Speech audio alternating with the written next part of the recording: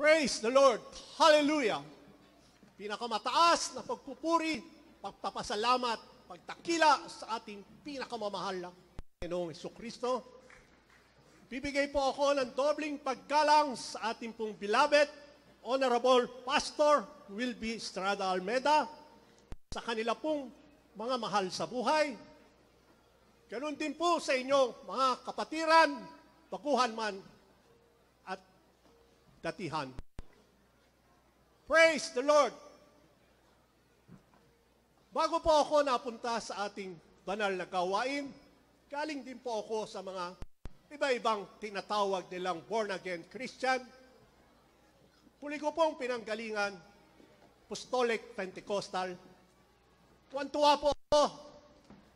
Kala ko ho, yun ang talagang eksaktong pananampalataya sa balat ng lupa. 8 years po kami roon. Sipin po ninyo, aking pong beloved wife, nagkaroon po ng cancer, leukemia. Nagkautang-utang po ako sa laki ng gastos niya. Mahigit pong 50,000 monthly ang aking gastos. Hanggang sa isang araw, meron pong naunang kapatiran na napunta po rito sa ating banal na gawain. Pumunta po sila sa amin, nagpatotoo sa akin, Brad, subukan mo, kaiba ang Jesus Miracle Crusades. Lahat ng sakit pinagagaling. Sabi ko, pareho lang yan, pareho rin yan. Isa lang naman ang ating sinasambahan. Hanggang sa malapit na po matay ang aking may bahay, tinaningan po siya ng 4 months. Alam po ninyo, sa ospital ako nagtatrabaho. Lahat ng espesyalistang kaibigan kong doktor, dinala ko po siya.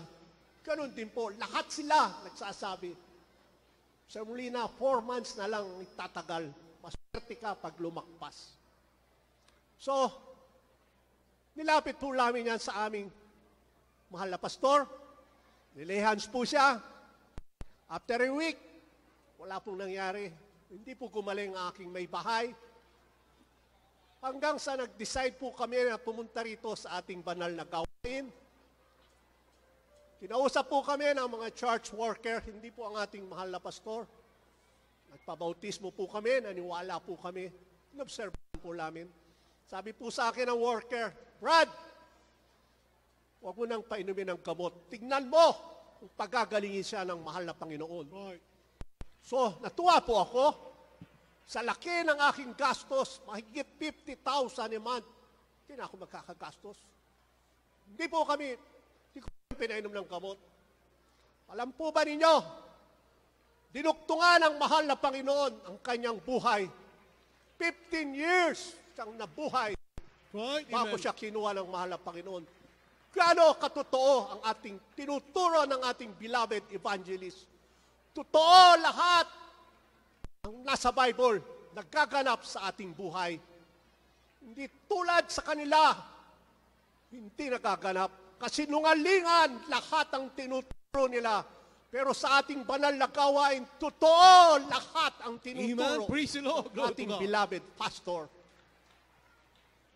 Alam po ninyo, aking pong panganay na anak, babae, kumuha po yan ng nursing. Natapos po siya. Kukuha po siya ng examination, board examination. Nilapitan po ako ng aking anak, Papa, pwede ho ba kumuha ako ng reviewer? Sabi ko, anak, wala tayong pera. Ginawa niya po, takbo siya sa Pampanga, nag-fasting po siya ng 2 buwan.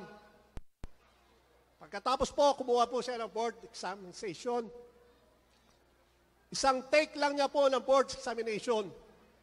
Tinanong ko sa kanya, anak, napakahirap po, Papa. Pero ang ginawa ng mahal na Panginoon sa kanya, binigyan siya ng katilinuhan. Pasa po ang aking anak. Gaano katotoo ang ating mahal na Panginoong Jesus. Tinutugon tayo sa lahat ng problema. Pinadala po ako dahil ang aking pong trabaho sa ospital, Biomed technician po ako. Gaano po kapalad ko sa buong Pilipinas, konti lang po kaming biomed. Pinadala po ako sa dako ng Palawan. Sumakay po ako ng charter plane. Pagdating ko po ron, island po yun. One day lang po yung aking trabaho. Ngunit masama po ang panahon. Inabot po ako ng bagyo.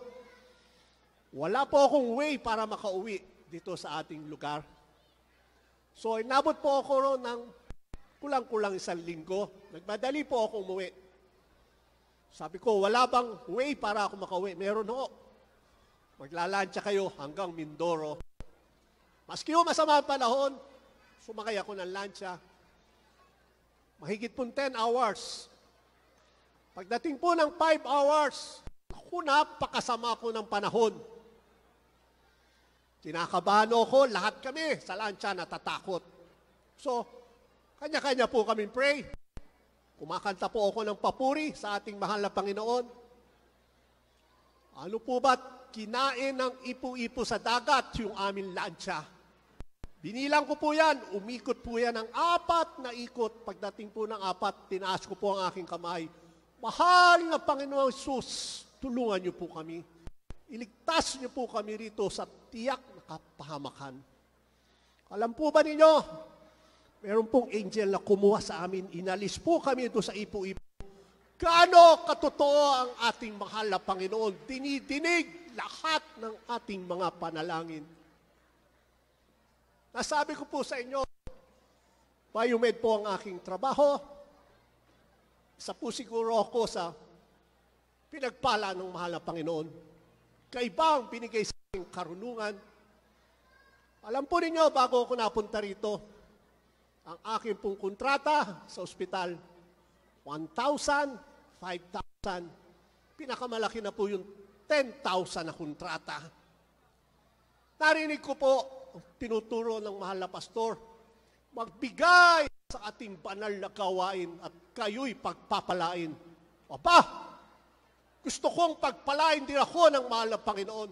So, nagbigay po ako ng 30%, 40%, at 50% ang aking ibinigay.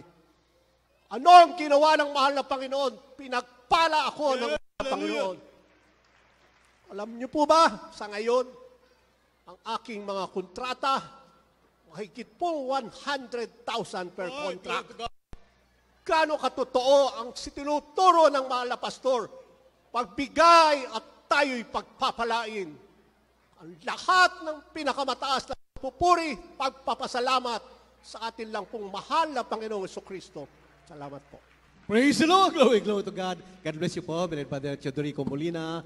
Pinagpalang po totoo niyan. Noon po, maliit-liit po yung kanya po mga kontrata. Subalit ngayon po mga minamahal, ay lalo pong pinalaki ng ating pong pinakamahal na Panginoon yung kanya po mga kontrata sa mga establishmento na kanya pong kinakausap. At sa pagkatong mga minamahal, narito na po ating pong panoorin. Mga minamahal, pakinggan po natin sa kalapong pagpuri, sa special number. Ipagkaloob na po natin lahat ng panahon sa mga pinagpalang mga kabataan na pagbilan po sa ating pong beloved GMCM Children's Cherubim Squad.